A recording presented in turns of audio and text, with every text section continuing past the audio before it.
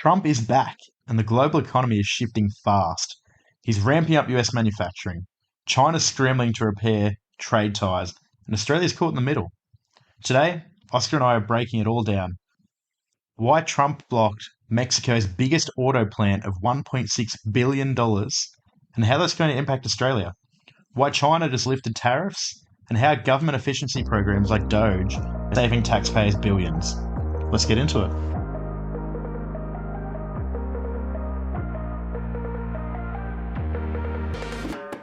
Welcome back to another episode of the Finance Bible podcast. You're joined with myself, Zeke, and your co-host, Oscar.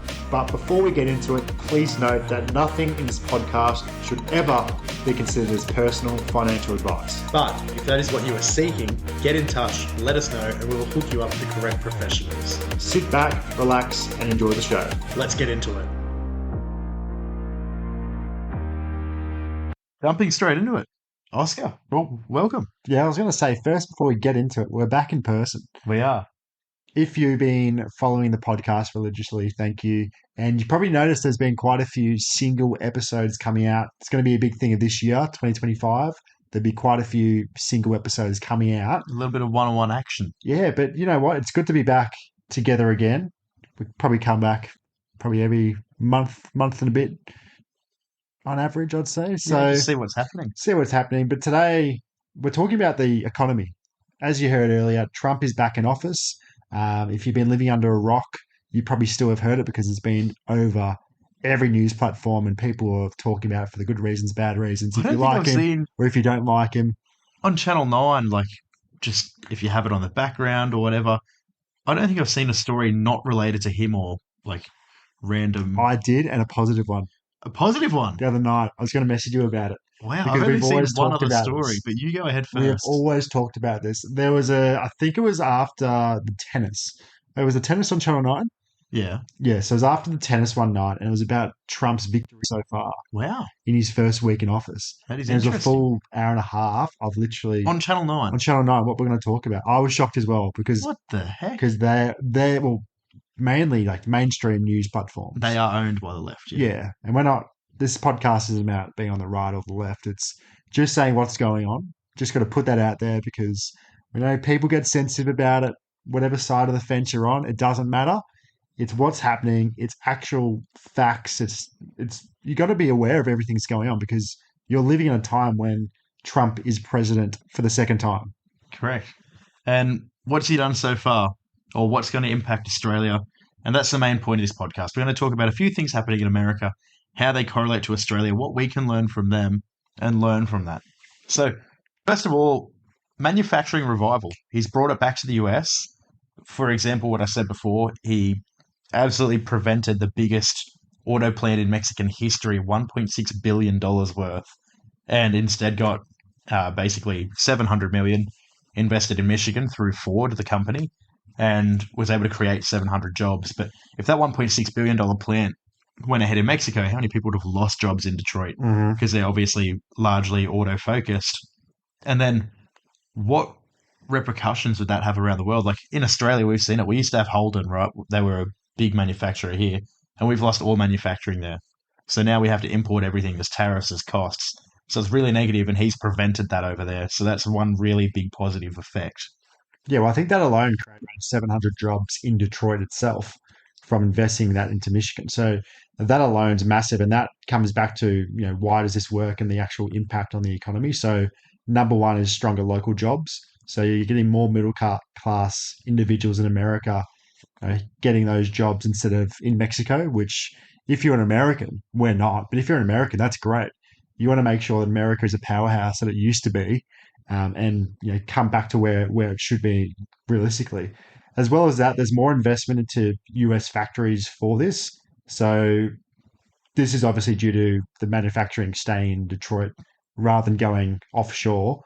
And then I guess the main thing, we're Australian. Why does this help us? Like, how does this actually help us? Yeah, well, one of the ways is if they're doing it, what we notice in Australia is we don't actually do anything ourselves, right?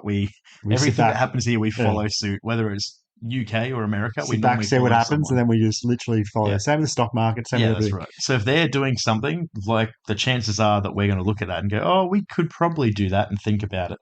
Um, but more US manufacturing, simply put, allows more Australian exports. When they're building all these things and they've got factories to operate, they need iron ore, they need steel, they need things that we produce, like even energy, LNG, coal, that kind of thing.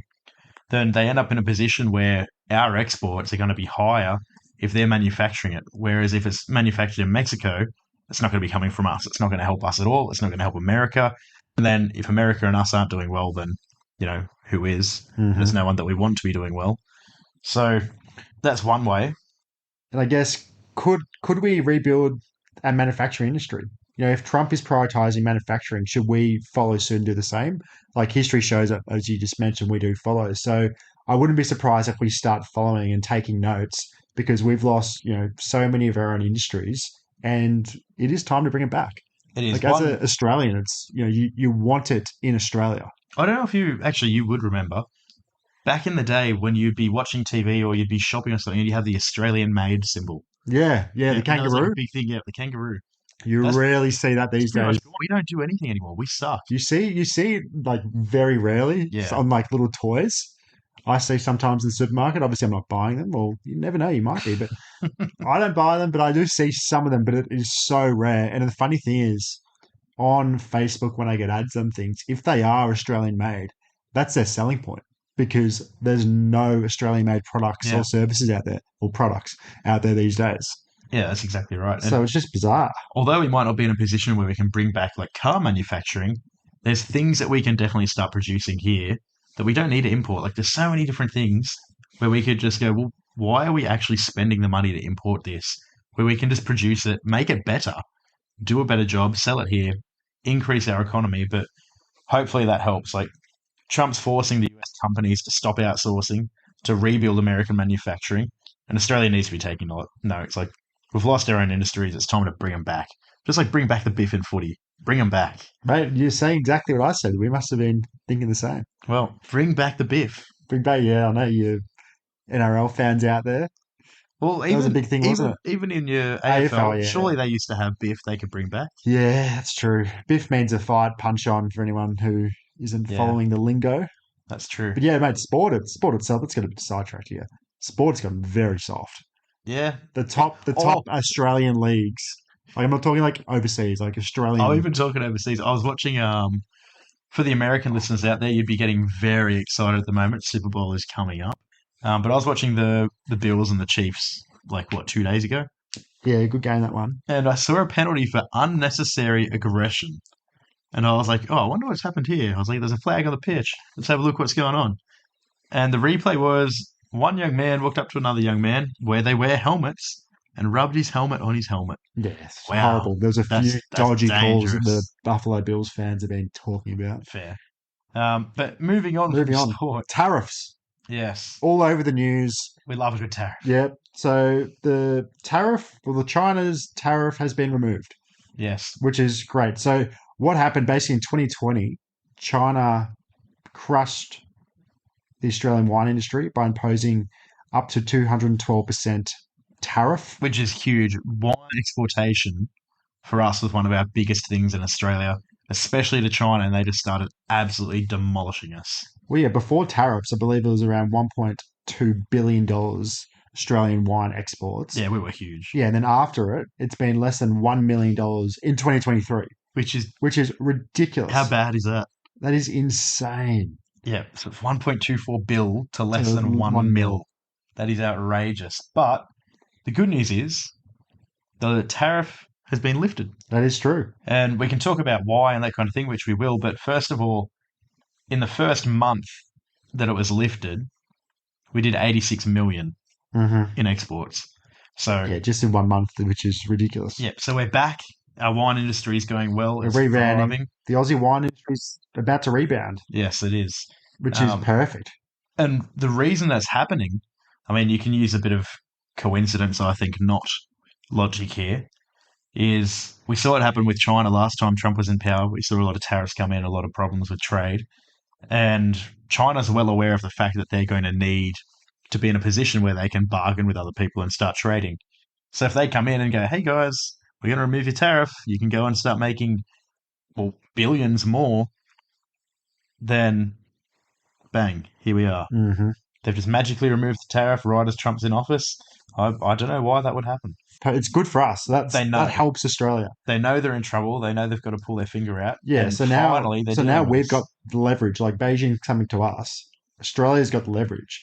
We should negotiate smarter trade deals while China are actually needing us at the moment. Like, take advantage of it. Like, let's actually get it going, bring it back. Yeah, bring it back and start relying on other countries too. Like, stop doing everything through China. Go to India, go to Japan. I mean, we already do a bit of work with the US, but just start doing everything. China's not just lifting their tariffs out of the kindness of their heart. They're scared that Trump's going to tighten US like trade policies, Hmm. and they're like, "Oh, Backup well, we need plans. a backup plan. Yeah, Yeah. take So advantage of Australia. Here we yeah, go." fully take advantage of it. So I think that's going to be a big plus for Australia and the actual industry as well, which would be Yeah, perfect. one of my favorite topics to talk about on this one actually is government efficiency.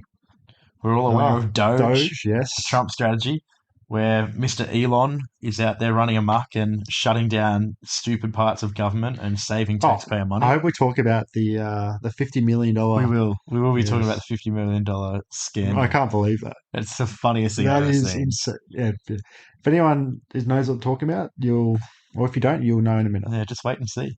But basically, Doge, the Department of Government Efficiency, I love that. it's a good Who's name. made Dogecoin ever? Yeah, it's Department of Government Efficiency. already saved Such a piss take. 450 million in tax payments. Ridiculous. Already, that's in like And what's that? A week, a 2 weeks? yeah, basically a week Yeah. and a bit. So, what does that actually do? And I mean, how did they do it, first of all? One of which they shut down a bunch of useless officers that weren't doing anything, spending millions of dollars with no actual measurable benefits. They were just dumb, but going, yep, have a company here, have this there, have that there. Employing certain people to do certain positions that shouldn't exist and never should have. And The condoms. the condom scandal, the $50 50 million million to Gaza sham. of a condom shipment. Yeah, so they were That is sending $50 million ridiculous. worth of condoms to Gaza. Now, as to why that is, you can speculate. I mean, the common sense answer is people use condoms for sexual activity, but I don't know what sexual activity would have been going on like the last.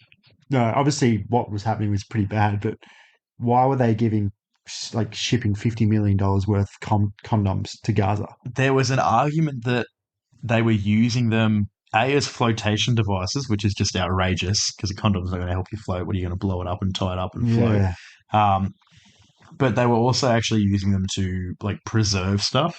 yeah, right. So they would like wrap stuff up in them to stop them like, from like going rusty and stuff. But Mm, why is the US 50 government million. sending $50 million worth of condoms to Gaza? Why are Like, why are they providing it? yeah, and 50 million, like, come on, Yeah, just so send them bubble wrap or something if that's the problem. literally, or something which actually floats. Yeah, or a couple floaties. Like this, and why this is such a big thing is number one, so like they're saving so much money, $450 million already in 1 to 2 weeks. Imagine how much money they're going to save in just this year alone. Yeah, and even if they don't fully just go, all right, well, don't spend that money, because what you could do, the US government's in a lot of debt, right? Like trillions of dollars. Mm. They could take that off and use it to repay the money instead of spending it elsewhere. But also, they could put it in defense, security, infrastructure, roads, Which I think more they will, jobs. especially defense. I think Yeah, Elon and Trump will go straight there. yeah. There's so many more things. The AI race, like there's so Hmm. many things the government could focus on.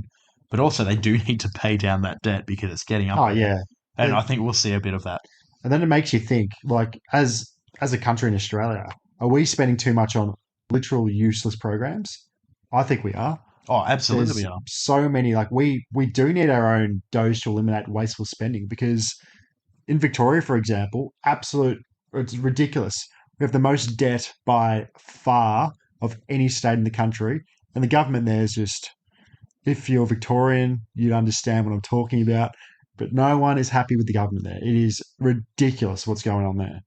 Yeah, we need to figure out. We need a Doge, and we need to figure out foreign aid versus actual Australian issues. Like we need to start figuring out, all right, well, why are we sending X amount of money here or there or wherever when we have our own problems? And why are we putting money into this and that and certain schemes? And Yeah, um, and like, why are we funding programs that don't actually benefit Australians yeah, even our in Australia? contribution to like the World Health Organization or being part of the Yeah, we're Paris probably Climate overpaying Agreement, compared to other countries. that's exactly right. Like you compare our population with China, and Yeah, we shouldn't even be paying a tenth of what they are. no. And guess what? We are. So um, lots of stupidity in the government.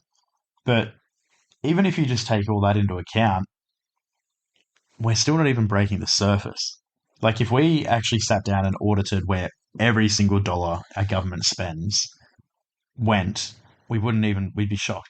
In Mhm. fact, when you do your tax return, you get a breakdown, and Oh, there's actually a where they section on spend it? there. Yeah, Really? yeah. So it'll say like, X amount went to defense, and X amount went to like Oh, I've social not security, looked at X that. amount went to um, I don't know what another example is, but there's a whole bunch of them. But on that sheet, along with 20 stupid things that money shouldn't go places, is just other. Yeah, It's like good if old other. yeah, if Yeah. you're if Now you've got let's the actually open the capability, doors of this other. What's behind the doors here? yeah, if you're breaking down like pension versus like health versus infrastructure and all of that, what is other? Yeah, what is other? Yeah. Anyway, Ridiculous. moving on, we'll get on to other things going on in the world. One of the big ones, which I believe is the next one, is the ceasefires, the hostage releases, and the global stability that's actually caused. Finally, It's been only a while, and the funny thing is, you're absolutely right. It all started one man, Mr. President at the moment, on one interview said one hefty threat that I think he was going to follow through on, and the people on the receiving end of the threat, well, we should probably release some hostages here. well, that's all it is. It's all about you know having the strong leadership and showing stability, and that you're actually going to do things that you say you're going to do. So that's why this has happened so quick after, or just before he got in. So it's under Trump, like the world sees a strong leader, which benefits economies everywhere. Like with this getting done, it's unbelievable because you've got the commodity market stabilizing, you've got investment confidence increases, and less economic uncertainty, which equals a better long-term financial planning for literally, well, not just for only the world, but more importantly for Australia, which is great. Yeah, it's absolutely amazing that the hostages were held captive for between 460 to 480 days before their release. And then he comes in, and all of a sudden, bang, hostages are getting released. Everyone around the world is watching and going, all right, there's a bit more stability. Everything's going to start calming down. So it's really good to see. And then you've literally got to the next point. Interest rates are looking to come down now. It's funny how everything kind of comes at once. So you've got with the Australian, inflation trends as well. So in the December 2024 quarter, our CPI rose by 0.2%, which marks an annual increase of 2.4, which is Well within the good. goal. Yeah, because it's a decrease from 2.8%, And the which goal's was in two September. the goal's 2 to 3 anyway. Yeah, So exactly right. smack bang in the middle. And I was listening to a podcast today by ANZ. They do I think it's 10 points every morning. Their 10-minute podcast, and they were saying, well and truly, we're looking pretty positively for a rate drop next month, starting next month, which will be great. And it's just funny how this has happened after everything that we've talked about earlier, and now Trump's back in power. The whole world, and we saw with the stock market for that first week when Trump got back in And on the election night. the crypto Yeah, market, crypto the market day of. day of when it was actually happening. It's just ridiculous how much power America has, and the leadership and the stability that one person can actually show, and then we just follow suit. So it'd be very interesting to see what happens with the Australian election at the end of this year, or middle of this year. Actually, That will be good to see. that'll be very interesting. I'll be extremely shocked if either February or March we don't get an interest rate drop. I think I'll lose February. the plot. I do think in Feb we'll get a drop, which I'm very excited for. And then with that rate drop comes increased property prices, more lending power, so on, so on, so on. Yeah, so World goes around, everyone makes money. it'll be funny seeing everyone kind of jump back into the property market. Like everyone will be like, I want to buy, hurry up, hurry up. Even though they're looking for a 25 basis point reduction, it's not, let's say, massive, and there may only be 2 or 3 this year, but it's a good start, and people will start feeling more confident with what they're going to do. Yeah, exactly. And then onto the final point to really talk about here. I mean, there's so many different things we can talk about, right? But one of the final ones is the old double-edged sword called the government, and their surge in employment. Oh, I think, and a lot of people don't understand this, but there's a major risk with us at the moment and the government because public sector has been growing exponentially, right? Like between August 2022 and 24, 82% of new employment in Australia was in the public sector. 82%. So that's nearly 700,000 people in government that jobs. is insane, isn't it? So that means that only 18% of it was not Far government. out. And so now the actual sector share of the workforce has gone from about 12% to just shy of 20%. Mm. If you've got In one 10 fifth of the years. population working in government, then what does that actually mean? And what we need to think about there is okay, well, how does the government get money? First of all, tax. How do people pay tax? They get paid. If you've got a majority of the population or a large portion of a population getting paid by the government, who then pay tax to the government, Hmm. then as a cancel it. Doesn't Yeah. do anything. So if we continue, 82%. yeah, if we continue at that The numbers, the 82%, numbers, man, is got me here because I didn't know these numbers. It's yeah, big, isn't that's it? one That's alarming. I've been brewing on that for a while. Gee whiz. Yeah, I was watching it very closely, and I was like, I don't know who it was. I was having a conversation with someone about it the other day, and they're like, "Why is that a bad thing?" I was like, "What? What do you mean? How's that a bad thing? 82%. If 82% of the workforce in a 2 year period, like new workforce, was government, imagine if that continues for 10 more years. Hmm. How bad would that be? And then how does the government end up making money? They're paying people to pay them tax, but obviously one's a loser because they can't generate enough. Yeah. So I guess what could happen is our tax might go up, Yeah, well, and it literally, doesn't, to fund it all. yeah, it falls back on the actual private sector people, the people not working for Yeah. government, All the the business owners and the small business employees and Yeah, like look to place a greater tax on internationals. all the citizens who aren't in the government job. Yeah, Literally. yeah, exactly. Because even like GST, if the people, if majority of the people paying GST work for the government, then they're just giving money back to the government that they're getting from the government. Hmm. So it doesn't Yeah. matter. Cancels. Yeah, it's the dumbest thing in the world. That needs to be stopped. We need more privatisation in Australia. I don't care where it is. I don't care how it happens, but we need it. Whether it's roads, whether it's hospitals, whether it's um, anything. Literally, just get the government out of it. That's Yeah, it's as simple as that. yeah. And then not only do you have the financial side of it, you got the control side of it too, Hmm. which I mean, no one really views as a problem in Australia because we've never really had it as a problem. But you can see more and more the control that's coming. So uh, it's an interesting one. It's not one that I'm overly excited about. No.